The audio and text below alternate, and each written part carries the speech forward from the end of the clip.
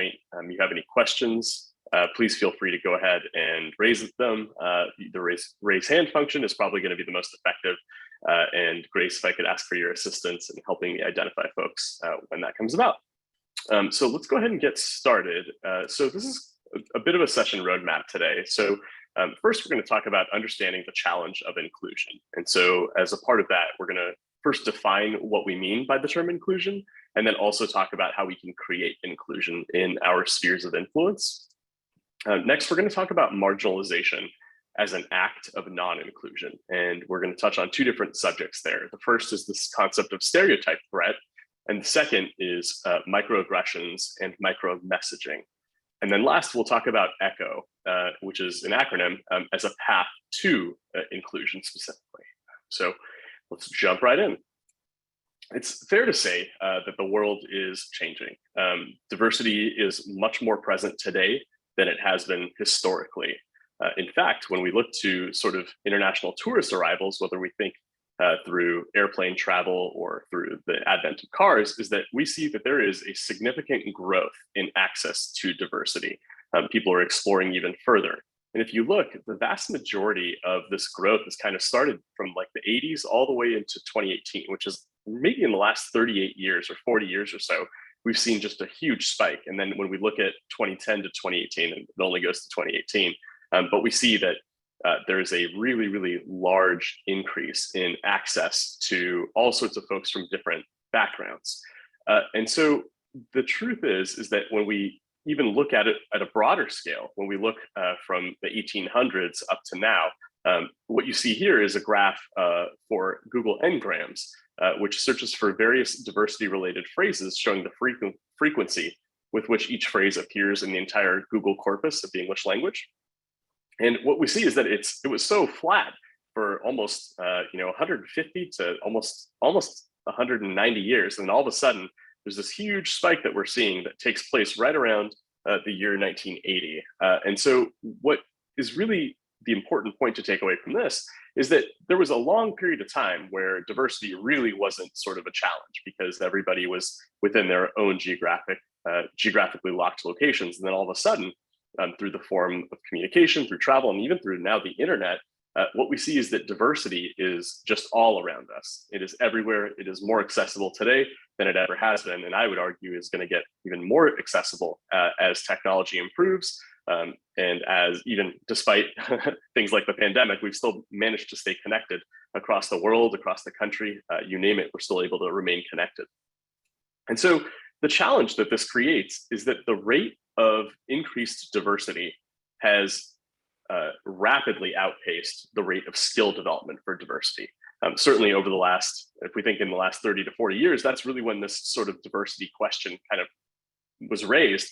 And the truth is that there hasn't been a lot of time and effort focused on developing the skills necessary to sort of use the diversity that is available to us in a productive way. And so the rate at which it's increased is much, much faster than the rate at which we have developed the skills to be able to navigate it effectively.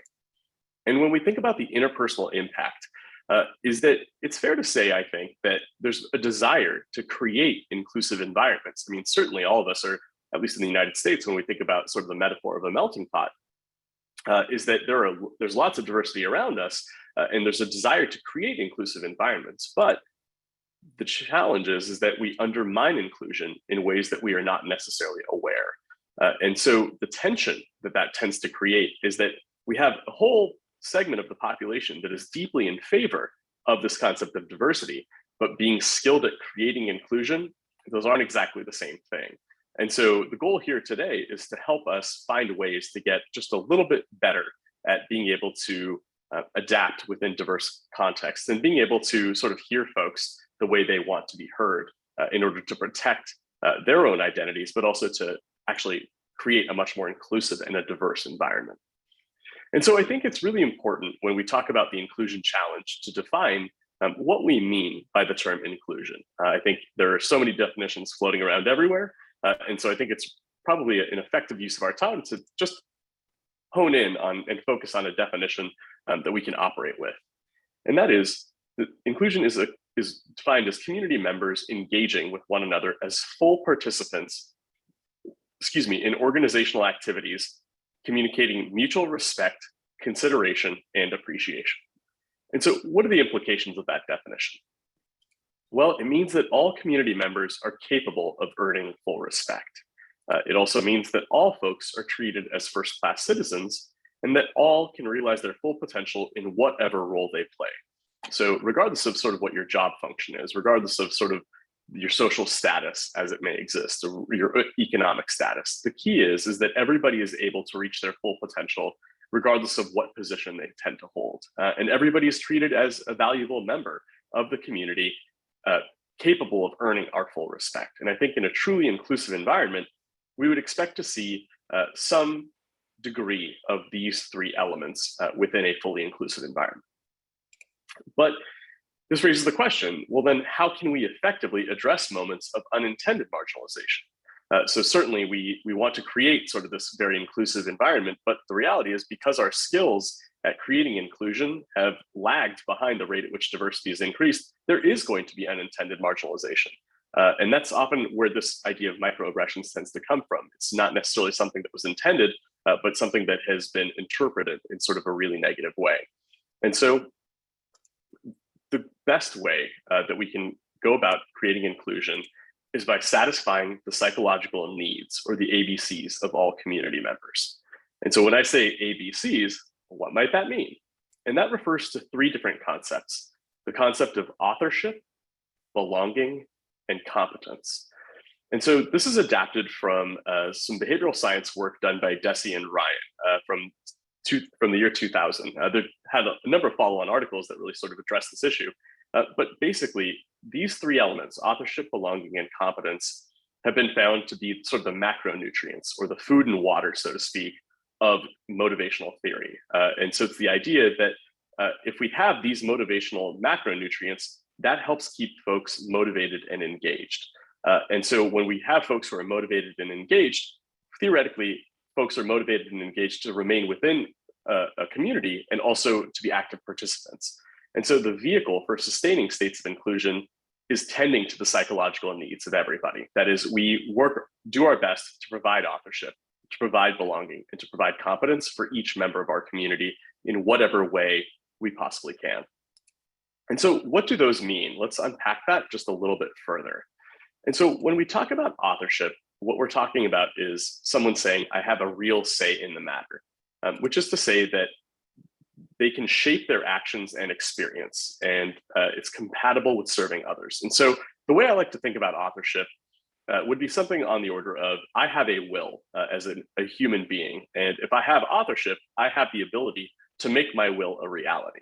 And so sometimes the literature tends to refer to this as autonomy, but I think authorship is maybe a better encapsulation of it. And the reason why is that autonomy, oftentimes we think of it being that I'm able to do sort of whatever I want. And that is correct. But I think it's important to remember with authorship, we're making a decision to actually manifest our own will. And so sometimes the way this can create itself, it is compatible with serving others. So for example, if a son moves home to take care of their parents and they're making that voluntary decision, that they have a real say in the matter, which is to suggest that instead of pursuing sort of individual desires, they have then sort of made the decision and manifested their will by taking care of their parents. Alternatively, parents working for their kids, that they're making that elected choice and they're actually having a regard for it and that they have manifested and created it. And so that kind of leads us to the B, which is belonging, which is this idea of being shown care within the community, or consideration more specifically. And so this translates to the idea that at least a few people are looking out for me and enjoying interacting with me. And that isn't to suggest that we're tolerated, right? I think that there's a real concept that if we're just merely tolerated, that's sufficient. That's not exactly what it is. What it actually means is that folks value and care about sort of my happiness within this broader community. And so it doesn't mean that I need to be friends with everyone, but I need something more than just being merely tolerated, that folks actually are looking out for me, enjoying their interactions with me, and I feel like a part of the community. And so that leads us to the C, which is competence, that specifically I can meet the demands that are being made of me. That is, I can be appreciated. And so we need to be able to exhibit and develop the skills needed to meet the relevant demands. And this translates to receiving encouraging feedback and signals not giving up hope. If we think about competence, it's really about being provided with a roadmap of how we can improve. If we don't have that guidance, if we don't have meaningful feedback to help us improve our state of affairs, it's really, really difficult for us to feel a part of that same community. If we're tend to make a mistake, we want to be guided in a correct way, and we want to be able to actually be able to respond to that meaningful feedback, such that we're able to again offer more authorship and belonging as well. And so, what does the deprivation of A, B, and C actually result in? And so what the research seems to suggest is that if there's a deprivation of either authorship, belonging, or competence, that it stifles motivation to participate at any level. And that ultimately translates to a form of disengagement.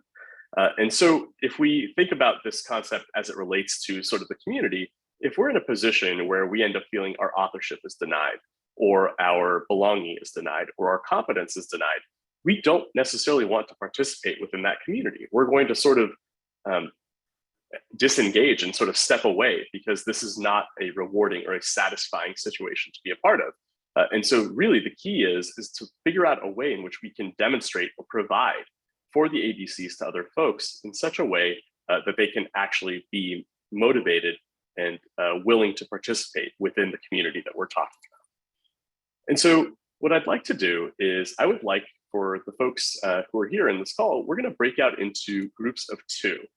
And we're going to take about 5 to 7 minutes.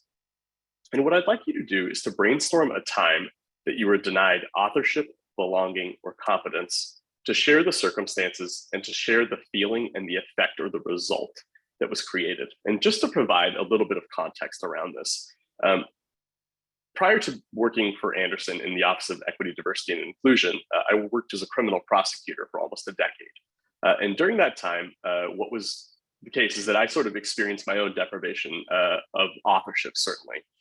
As a criminal prosecutor, it was our goal to sort of create sentence recommendations and to offer various different penalties, if you will, for folks who had violated the law.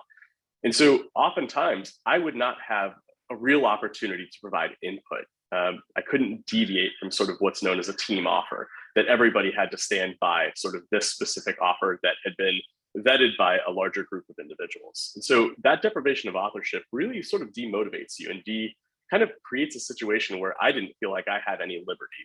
I almost felt like I was simply a mouthpiece for the office itself. And so that was sort of a way in which I experienced the deprivation of authorship. And so I'm going to talk about kind of my own personal experience and having had a deprivation of each of these with hopes that it might unlock some ideas for yourself in your sort of group debrief. And so that was the way in which I was deprived of authorship. When it comes to belonging, one way in which I certainly have experienced a sense of a lack of belonging was actually during my time at Anderson. So I actually recently received my MBA from Anderson in the year 2020, but I was part of the fully employed MBA program. And during my first year, my first quarter, I really kind of felt like a fish out of water as I was completely transitioning from almost a decade career of being an attorney, moving into a much more of a business capacity. And suffice to say, I was just a little bit uncomfortable, I think, having not been a student for more than almost 15 years, it was a real challenge, to say the least. And so I remember there was a networking event that was sort of offered about 8 weeks into the first quarter. And so I attended, looking to meet some of my fellow classmates. And during the time that I was trying to meet some of my fellow classmates, I remember a classmate asked me, what is it that you do? And I told them that I was a former criminal prosecutor. But before I could even spit out the words, the classmate turned their back to me and then proceeded to talk to somebody else. And the reasoning, apparently, was that I wasn't necessarily able to provide a great deal to that person being a practicing attorney.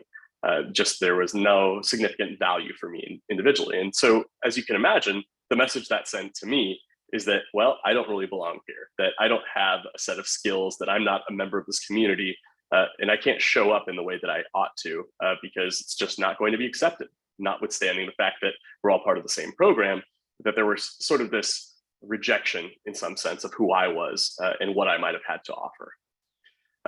suffice to say, I felt like an outsider, and I ended up not really going to any additional networking events during that first year. That eventually changed, certainly, as the program progressed, and I was able to find what I would describe as a better sense of belonging with other individuals. But I would be sort of not being completely truthful if I were to suggest to you that didn't have at least some sort of traumatizing impact in terms of that deprivation of belonging. And that brings me last to the sort of experience that I've personally had with the deprivation of competence. I am a first generation Indian immigrant. So my parents moved here and then I was born and raised here in the US. And my father was a very, very successful guy. So he actually grew up in a very small village and then ended up moving to New Delhi, India, and then ultimately was able to earn a master's degree and then ended up coming to the United States and was able to sort of build a life for him, his wife, my mom, and my brother and myself. But I think one of the challenges, or the way in which he sort of interpreted the success of my brother and myself, at least professionally, was really about doing what he believed was correct, which is to say that he wanted me to be an engineer. Suffice to say, I am not an engineer. I worked in the equity, diversity, and inclusion space after a career as a prosecutor. And that was really challenging for him because he was of the mindset this is sort of the only acceptable way to guarantee your safety and your security. And thinking about the immigrant experience, that's pretty consistent, that you're constantly worried about, are you going to have that safety? Are you going to be able to sort of provide in the future? And then when I ended up transitioning to business school, I still, 18 months after the fact, I remember at Thanksgiving, my dad said, I still really can't believe that you left the DA's office. Like, that was such a big mistake. They offered you a pension. And so it was a mistake for me to then go to business school. And then when I went to business school, my dad really encouraged me to get into real estate because that could be very lucrative.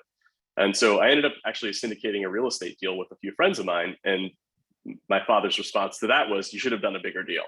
And so then I was like, okay, well, I guess then the fact that I've done this small deal isn't enough. And then when I sort of transitioned full time into working in the EDI space, finding a great degree of personal satisfaction, my father said, well, how much are you getting paid for that sort of work? And so it all kind of revolved around this question of safety and security and will you have enough resources? And so my competence, regardless of sort of the decision that I make, was never sort of good enough. It was always that I wasn't receiving meaningful guidance. So whether it was being a lawyer, which was not an engineer, whether it was going to business school, which was not keeping my lawyer job that originally was no good, and whether it was working in real estate and not doing a big enough deal, and whether it was finding something that was deeply satisfying that didn't pay me enough. No matter what way I turned, there was sort of this deprivation of competence where it didn't really seem to matter. And in some ways that helped me redefine my relationship with my parents, that I value and very much appreciate all the sacrifices they made. But at some point, it had to start being more about myself. And so I've sort of enacted individual systems for myself to sort of help insulate me from knowing that there's this consistent lack of competence that I'm going to have from my parents.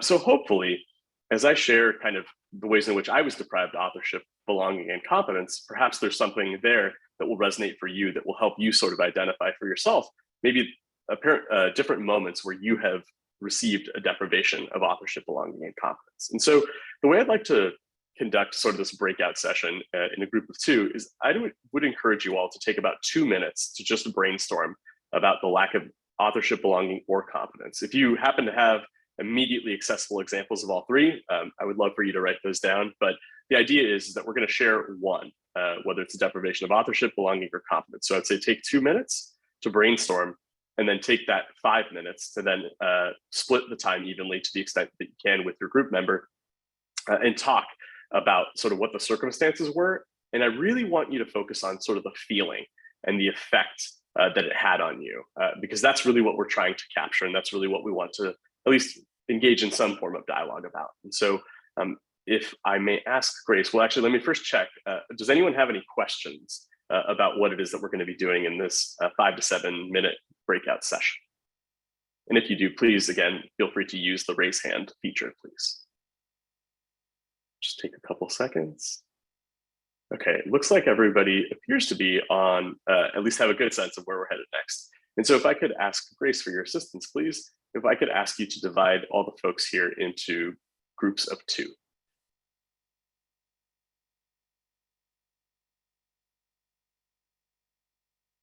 And it looks like the rooms are open, and I would encourage you all to go.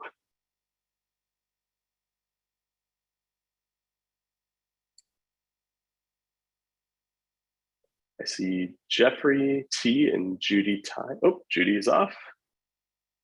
And Jeffrey, I'm not sure if you're able to make it to one of those rooms.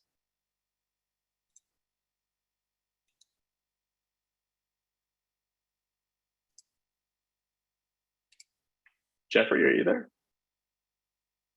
You may have stepped away. Oops, Grace, I'm not sure I can hear you. Oh, sorry. I can move Lizette to a different room so that she has a partner. That would be great. Thank you. Awesome. Okay, great. And then if I could ask for your assistance again, Grace, is that, so I see at 12:20, it's 12:24 on my clock. Yeah. Maybe at 12:20, if we could send a message that just says, please brainstorm for about 2 minutes, just to kind of send that verbal signal. Yep. Oh, you know what? I could actually do it. Oh, it's okay. I can do it. Yes. All right. Thank you. Yeah. So I guess we'll congregate back around 12:31, right? Yeah, that sounds right.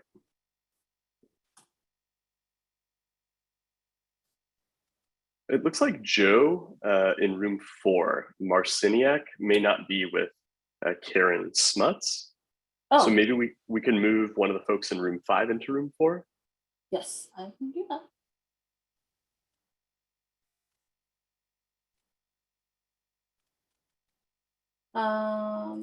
Let's see.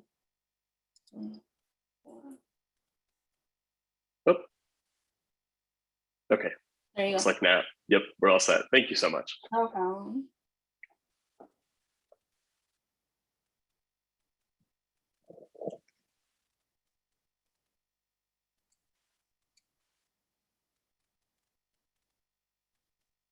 Oh, it looks, I see that there's a message from Karen. With her phone audio? I don't think my phone audio was associated with the breakout room. Ooh, I'm actually not sure how to navigate that challenge. I actually haven't used my phone before on Zoom. Yeah. So. Me neither.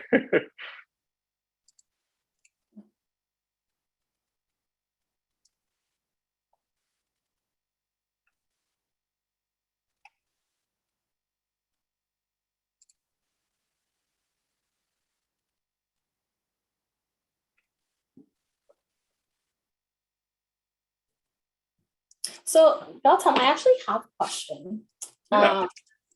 When you're talking about these like circumstances, right? Like you talked about your experience and things like that, and like microaggression, is it like a subjective thing? So, for example, right, like I've had this conversation with a colleague before, and she said she walked into a room where it's all white men, and she's the only Latinx person there. And there's been things that was said that made her feel like she didn't belong, right? Mm-hmm. And to her, that seems like a microaggression. Sure. You know, and she asked me about my own experience, you know, working for, you know, again, like white male-dominated sort of departments.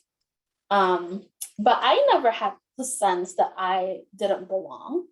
Mm-hmm. And so I'm wondering if it's really a subjective thing, or if there's really things that you can pinpoint that, yes, that is a microaggression for everyone in a certain group. Yeah, that's a really good question. That's actually what the second half of this talk is really kind of designed around, but I'll give you a sneak preview.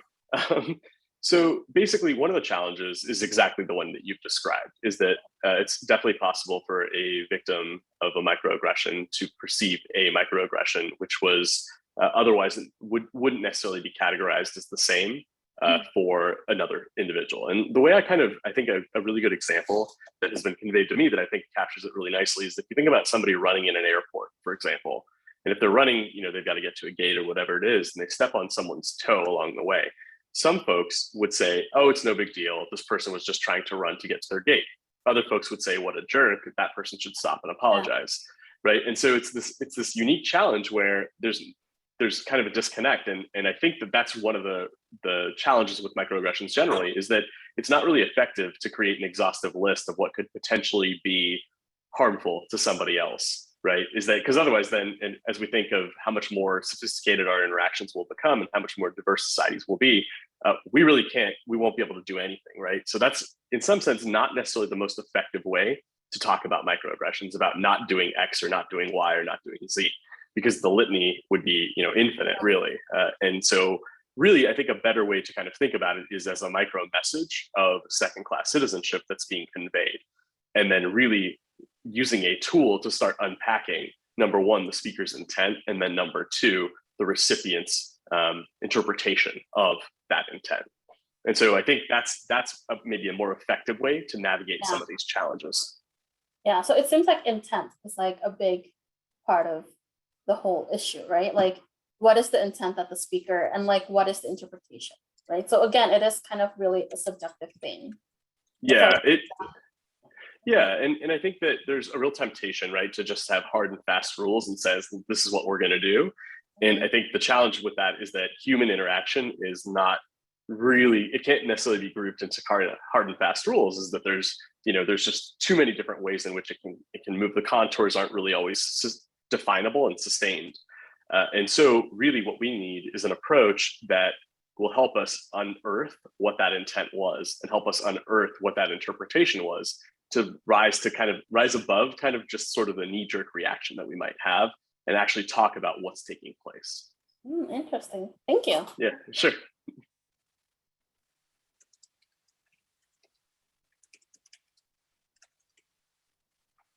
Okay, just broadcasting that folks should start switching if they have not yet. Let's bring them back maybe at 12:32, if that's okay, Grace. Yeah, of course. Thank you so much. No problem.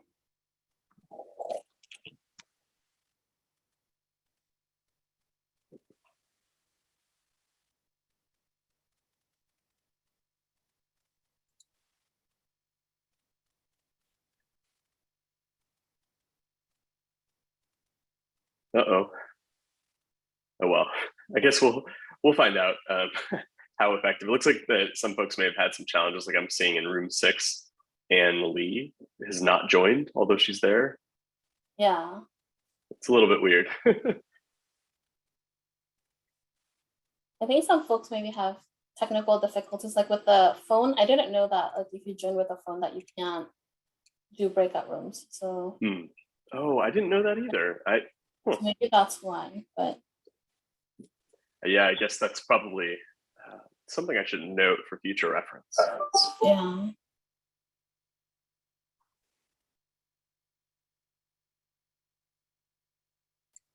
And Chris, do you know if there's a timer or a countdown for if we close the breakout rooms? There should be. Yeah, I think once we start closing, I think it'll do it. Okay. Yeah. I'm just going to indicate we're going to close breakout rooms in about 30 seconds.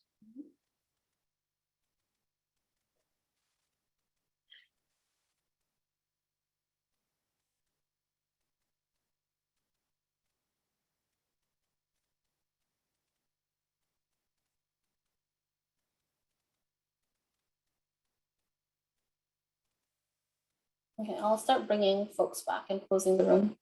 Great, thank you. Awesome, thank you. Of course.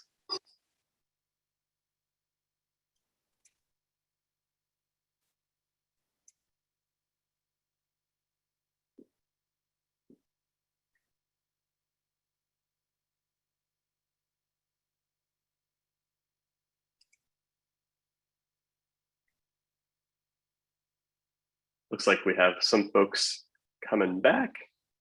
We're not all quite here yet. Let's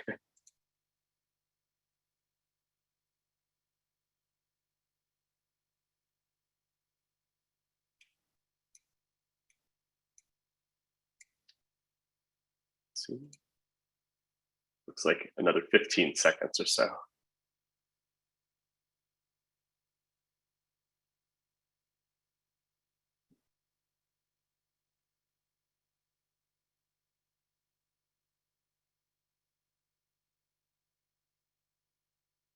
All right.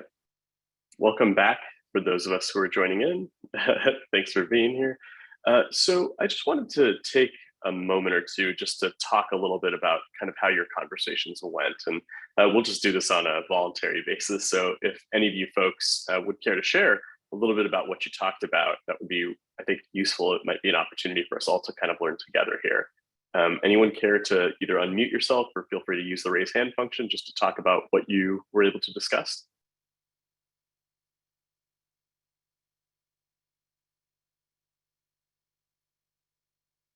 Anyone care to be a little bit brave? I promise I won't bite.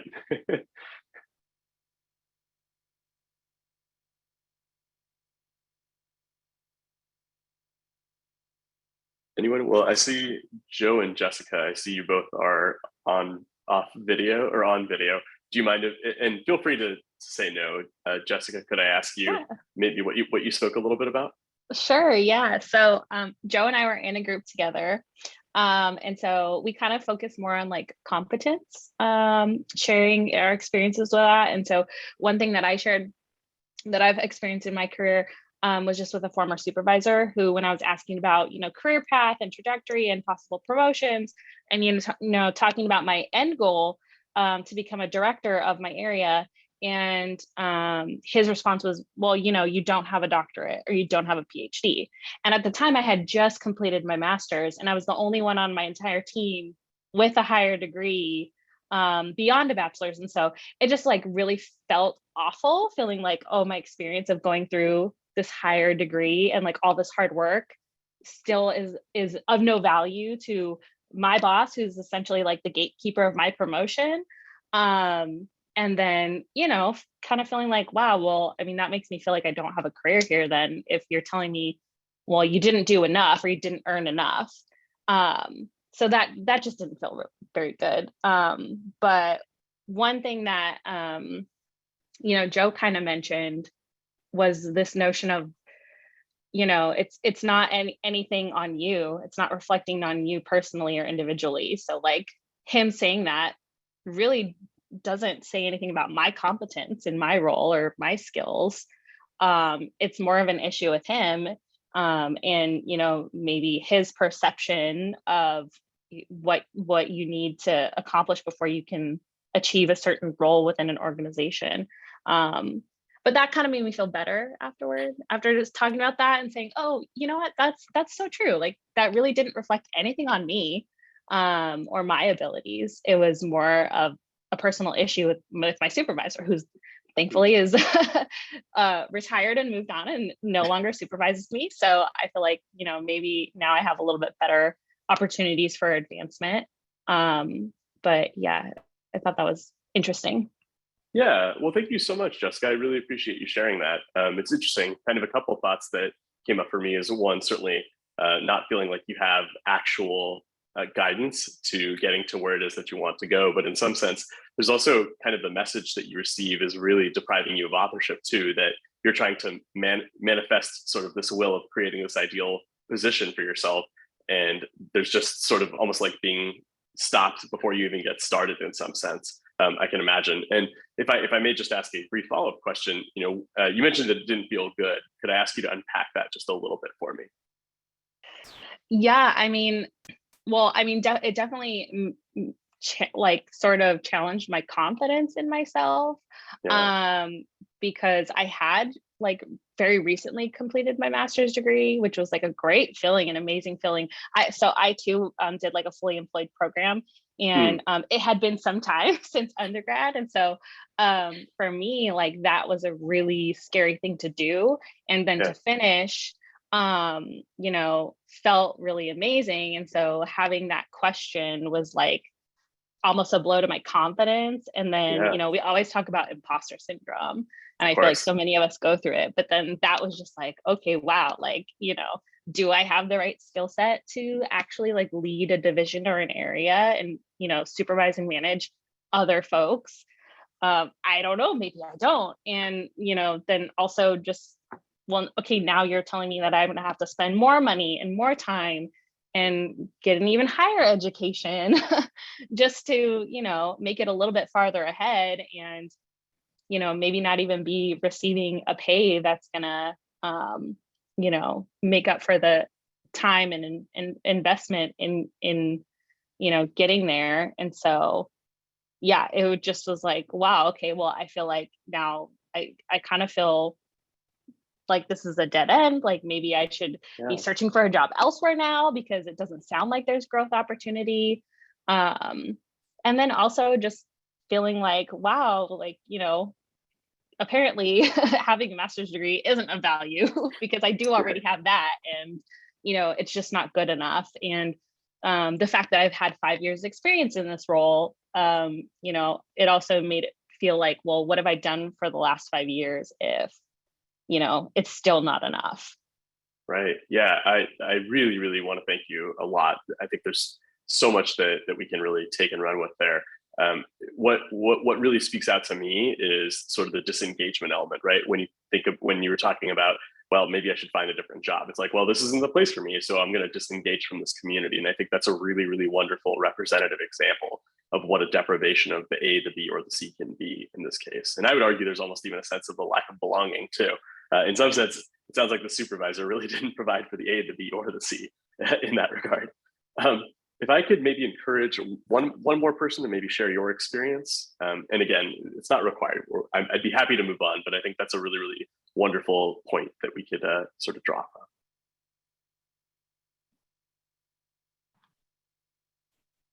I can go ahead, Gautam. My name is Nitika. Hi, Nitika. Thank you. I just wanted to share, I think for me, it's what came to my mind was a sense of belonging. And it's more because I think it's me and my husband, we've moved to the US, around 15 years back. And so, yeah, I think it's just, even after these years, you just need to, assimilate yourself. It is a lot of work to understand new culture, to be a part of new community, new country, Yeah. and that just and sometimes you still feel an outsider, or you feel like, oh, you're left out in conversations, or you don't have your family around, or so. I just think that definitely it brings out, I would say, sometimes a sense of how should I put it? It's not a great feeling sometimes to not be part of conversations, or not feel, oh, you have a community around you which can support you, which can, be there in times of your need. So, but you definitely slowly build up you have friends, you start meeting your neighbors, and you start sharing with your colleagues, or meeting your colleagues and things like that. And so that's on a macro scale. On a micro scale, probably a similar thing is like we have had a change of our department. Like I'm part of another department, and now I'm part of a different department. And I think at both scales, it's similar things, like you're trying to meet new people, you're trying to connect with more people, but it's just that you still need to have that feeling of you belong. So that's just my experience. Yeah, no, I thank you, Nithika. I really appreciate, number one, the courage to volunteer, and then also for the feelings that you shared in that experience. And it's really interesting. I think what you described, I think is fairly common, where if you're not receiving that sense of belonging from the group that you're in, you're going to try and find a place where you can get it. And it actually.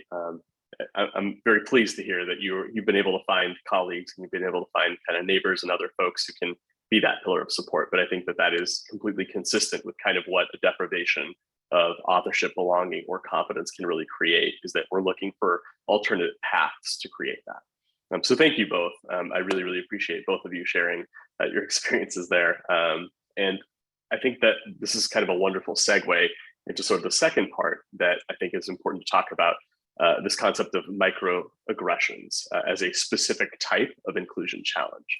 And so microaggressions really create two fundamental challenges. And that's, the first is this concept of a stereotype threat. And the second is the micro message that we receive of being a second class member of this group. So let's talk about each of those. So a stereotype threat really is a socially premised psychological threat that arises when an individual is in a situation or doing something for which a negative stereotype about one's group applies. So it's not necessarily about being seen in a negative light per se, but seen through the lens of a particular or set of stereotypes. And so further, when we simplify this, what it means is it's a risk of confirming negative stereotypes about an individual's racial, gender, or cultural group. And so how does that matter? And so what you see here is a cartoon, which kind of almost is sort of an oversimplification in some sense of the idea of stereotype threat. But if you look, you have sort of the purple team, and then you have sort of the orange team. And despite everything looking almost like a mirror image of the other, that depending on the team that we're on, or the team that we identify with, we might have different perceptions or different views, or have different beliefs about folks on the other team. And so here, when you have our glorious leader versus their wicked despot, you have our great religion versus their primitive superstition, our noble populace versus their backward savages, our heroic adventures versus their brutish invaders. And it really almost becomes sort of like the metaphor of sports is sort of relevant here in some sense, that the team that I like, or the one that I identify with, is better than the other. And I'm going to make all sorts of generalizations about this other side that don't apply to the group that I believe in. And so what that also can create is that when we engage in stereotyping, and when we the effect of stereotype threat is that it can trigger a fight or flight reaction. And if we think about sort of the base level human existence, which is always sort of this idea of, if we ever feel a threat, that we want to either fight it, fend it off, or we want to run away from the situation. And so when we fight, we're placed on high alert. We are entering sort of a survival posture. And so that means that we're not going to give folks the benefit of the doubt, mostly because we feel threatened. And so we're going to try and find a way to protect ourselves. And so the flight reaction ends up creating disengagement, or finding of a more accepting community. And I think in both of the examples that we heard from the group that's here, we found ways in which disengagement felt like a comfortable way to remove oneself from this not accepting, or this ABC depriving scenario. And often what that can create is sort of a masking to avoid pressures of feeling like an outsider. And if I can just pick up on Nithika's point, where she mentioned that there's this concept where we have to assimilate. And so often I would argue that when we're assimilating, we're masking parts of our sort of true authentic selves in order to be more accepted, to kind of avoid the pressures of feeling outside. There's also a book called Whistling Vivaldi, which sort of addresses this idea. And it's kind of a quintessential example where an African-American gentleman is walking down the street, and in a way to be sort of non-threatening to other folks, he could whistle Vivaldi, or he could whistle sort of Beatles songs. And then that ends up impacting the way in which folks might interpret or see this other individual. And so I would just sort of point you in that direction, to think about that there may be sort of things that we do to help us feel like a part of the majority group, or to appear as non-threatening to not necessarily the majority group, but to another group, or a group where we could be perceived as an outsider. And so from there, we go into kind of talking about how marginalization and microaggressions can actually deprive us of the ABCs. If we think about ABCs as being sort of the macronutrients to feeling satisfied and motivated to engage in society, if we are the subject of a microaggression, we're actually depriving folks of the ABCs. And specifically, we deprive of authorship in that folks are being judged not by their own behavior, but rather impressions of an assigned group. And so in some sense, folks are not permitted the opportunity to actually manifest their will, because someone else's will, or sort of the public perception or interpretation of the group to which this individual belongs, is now being assigned. And so it's not sort of individuating folks the way it ought to be. And then the sense of belonging is also deprived, in that when you stereotype, in effect, you're describing to other folks that you are a member of an out group and you are not a member of our community, especially when we reinforce sort of these negative messages. And then there's certainly a competence challenge as well, because in effect, no single individual is permitted with an opportunity to affect the global impressions of the group. That is much too arduous a task, because there's just no way to kind of redefine that. And so in some sense, when we marginalize folks through the form of microaggressions, in effect, we are actually depriving them of one of, if not all three, of these key macronutrients that help create satisfying and engaged relationships with other folks. And so the second piece of sort of this microaggressions conversation is the idea of a micro message. And so a micro message, according to the National Alliance for Partnership and Equity, micro message is a small, subtle message we send and receive when we interact with other folks. And so this can often be verbal and nonverbal, and it can be positive or negative. And when we think about communication generally, so often when we are doing something, whether it's verbal or nonverbal, we are communicating a message of some kind. And so when we communicate, we are conveying and receiving messages through both the words that are stated and also the context. But we overestimate our ability to convey and receive messages. Specifically, it's been shown in research that we can miss up to 40% of the information that is conveyed to us.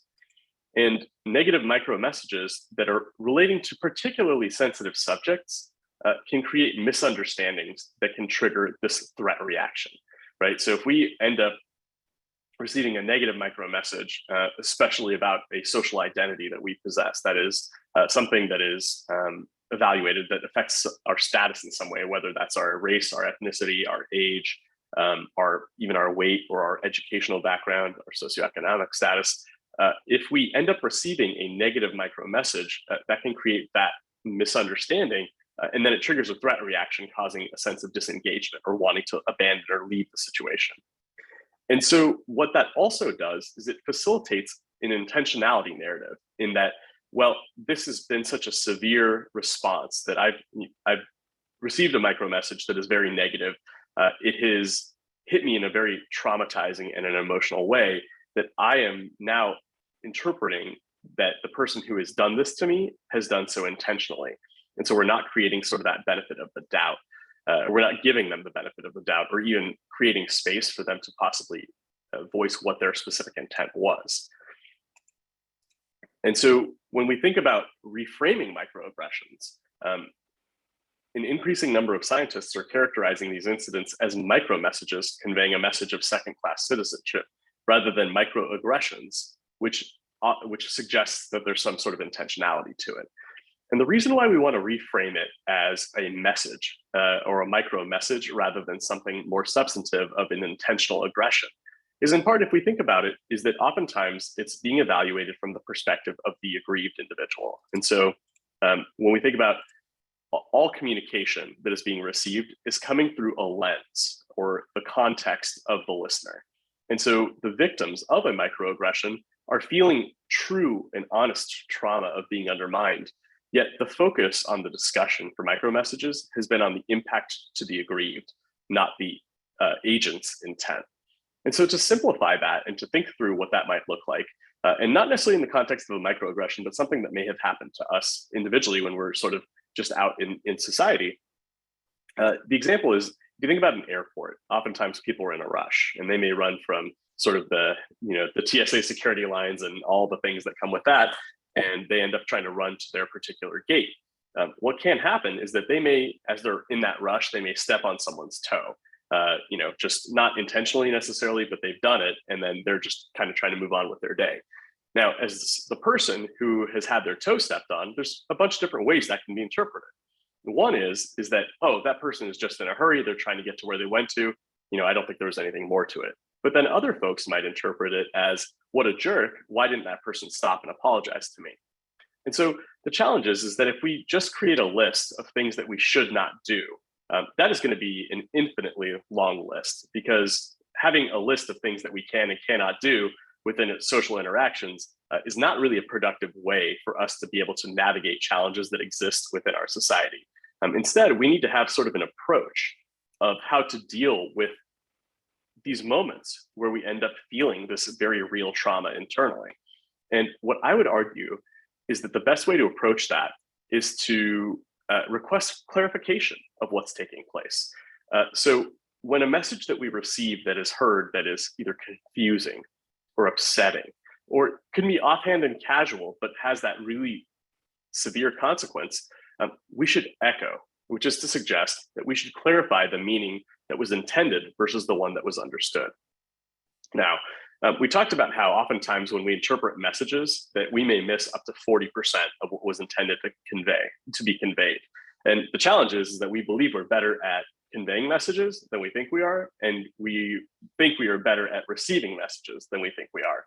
And so the key is that when sort of this moment has taken place, when we have sort of this step on the foot moment, we want to inquire with humility, because there's always a chance that our interpretation, our context, is implying something that wasn't necessarily intended.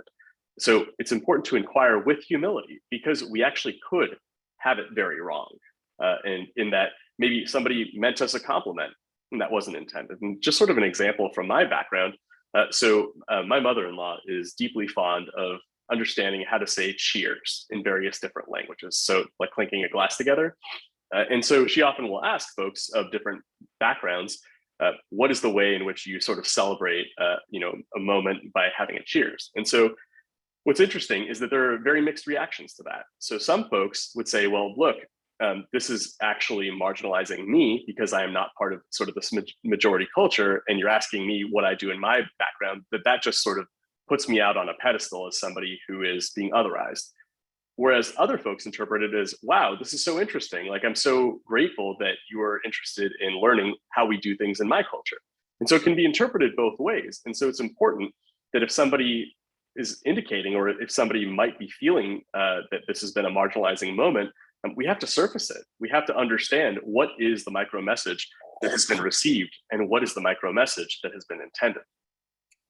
And so the best practices, and ECHO, as I mentioned, is an acronym, which is to engage with courage, humility, and openness. And so what that translates to is we have to engage. So we have to embrace that the conversation needs to be had. Otherwise, we're sort of going to lose our opportunity, and we're just going to sort of allow everybody to continue with these kind of incorrect assumptions. We have to have courage. We have to be able to bring our feelings and our reactions to the surface. If we don't bring them to the surface, it's really, really hard for them to be resolved in a meaningful way. But then we also have to show humility. We have to recognize that we could in fact be mistaken, that we might have it wrong, and we need folks to help clarify that for us. But we also have to have some level of openness, and we have to offer a candid perspective of what took place from our perspective, but we also have to take care in doing so. And so what that might look like is, if a situation were to take place, and as a listener, we would want to clarify what happened. So we'd say, I think what you said was blank. Is that correct? Can you elaborate? So as a listener, we're inviting the person who is engaged in the potential microaggression to clarify what was intended. And hopefully that is sort of the opening point for a broader conversation about what is unfolded. A listener could also go about it in this way by saying, I know you may not have intended this, but when you said X, whatever the terminology was, I felt a certain way. And so what that does is it's inviting the speaker or the agent of the microaggression to understand how you are interpreting that and how you were impacted by that. And it works the other way as well on the speaker side. So a speaker, if you happen to notice it and a listener is not sort of responding in a way that you would expect to perhaps a misstatement or to a sort of casual offhand comment, the speaker could take that observation, take care of your conversation partner and say, I noticed you seem to have a strong reaction to what I said. Can you help me understand what happened? Again, this is inviting the other person to share their experience. So the speaker in this sense is inviting the listener to actually provide what their context was, to provide their interpretation of what took place. And that allows the speaker then to help clarify what their own interpretation was, or what their intent was, excuse me. Another way you can go about it as the speaker is, thanks for letting me know how my comment made you feel. No one has ever brought this to my attention before. If you're willing to talk more, I would like to better understand how my comment was problematic so I can learn from this and help educate others. In this sense, again, we're engaging with humility that, look, that wasn't what I meant, but I want to take responsibility, but I want to learn. I want to be guided to know how I can improve as I move forward. And so in breakout groups, this is the last one that we'll do, and we'll keep it to about 5 minutes here, is I would like you to, with your conversation partner, I'd like you to identify a time that you may have inadvertently upset someone, or someone had inadvertently upset you. What was said and how was it received? And then I'd ask you to replay and role play that same moment using echo and focus on whether the conversation's trajectory had changed. And so there could be an event that had taken place historically where you hadn't intended to hurt somebody's feelings, but you did. They let you know about it, and then maybe it went off the handle. But we'd like you to try and practice some of the techniques that we talked about before, and see if there might be sort of an alternate trajectory, a more productive way of dealing with that. So I would say if we could take maybe just a minute or two to brainstorm, and then ultimately take about 3 to 4 minutes to be able to actually walk through what the experience was. And so Grace, if I could ask for your help once again of opening up some breakout rooms for us.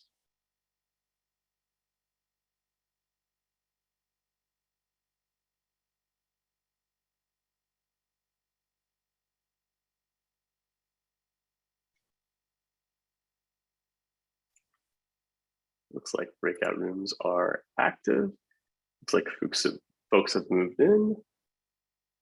I see Karen, Anne, and Jessica. I'm not sure if you have had an opportunity to move.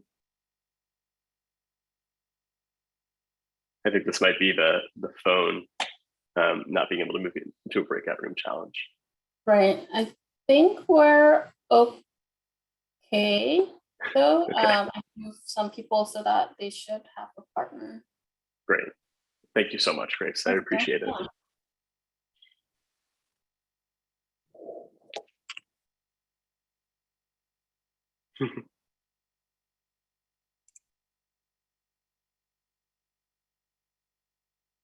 Okay, Jessica, I see your note there that you cannot join a room in the moment, but would like to stay on. Of course, you're more than welcome to.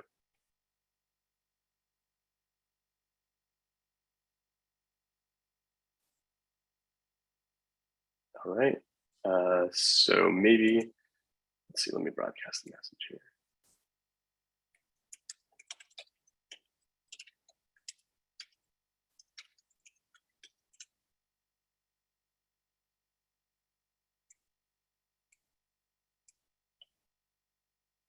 And so Grace, just to give you a sense of time, I think I should be able to wrap up no later than 1:10 p.m. for sure. Okay, awesome. Thank you.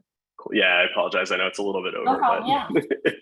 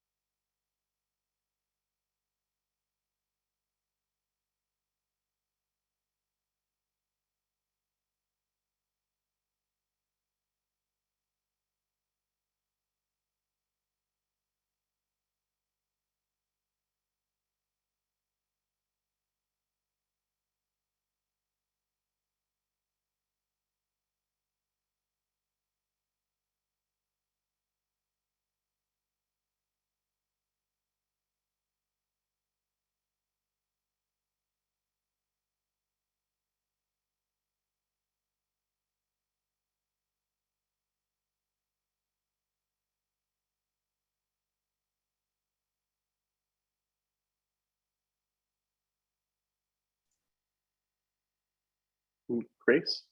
Yeah. Yeah. I'm here. No, you're good. If we could go ahead and close the rooms at about 1:03 p.m. That's right. 1:03? It shows it's about 1:01 right now. Awesome. Okay. Great. Thank you.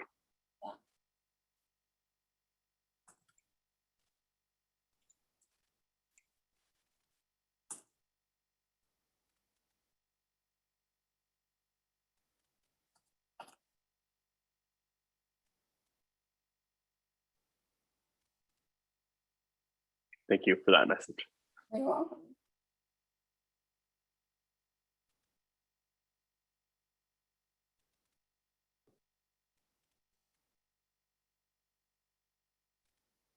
Thank you. Perfect. Of course.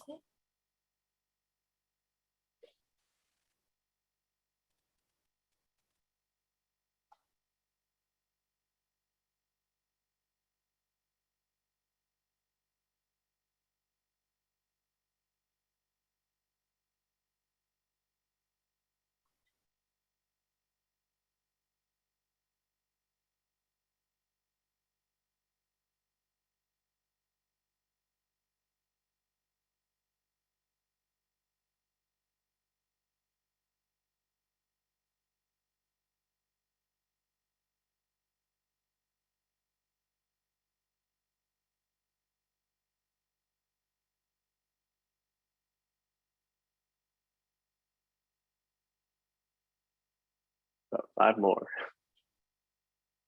Welcome back, folks. Welcome back. Welcome back.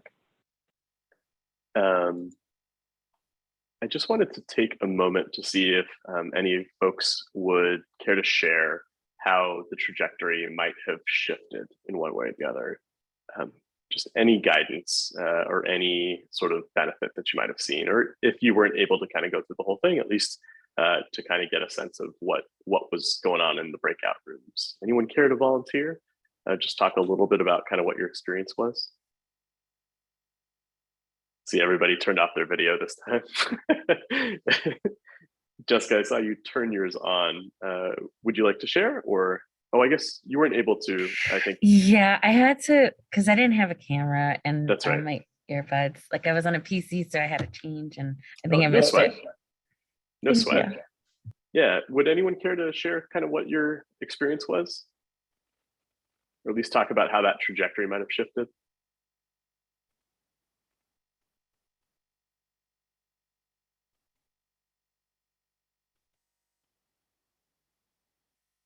Anybody? Okay.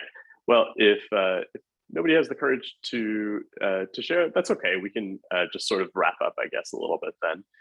So the most important thing I think that we want to take away is that inclusion and being inclusive requires skill and effort to deliver the ABCs to all members of the community. And so it does require time, it requires effort, and we have to be kind of willing to engage with folks on their own terms. And it's interesting to note that homogeneous environments tend to make it really easy to satisfy the ABCs if you're a part of the in-group. We sort of give over authorship, we sort of give over belonging, and we kind of substitute in competence. We just provide those implicitly with homogeneous groups.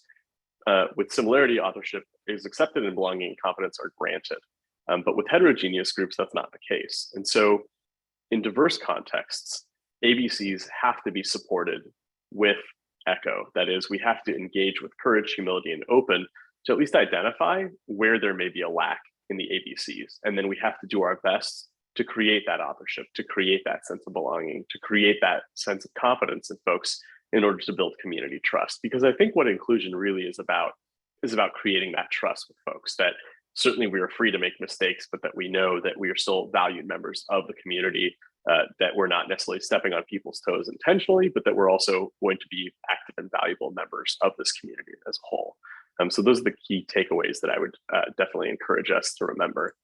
And so one other thing too is that at Anderson, we're always looking to collect any data you might be willing to provide us. And so there what you see is you've got a Poll EV is the platform that we use.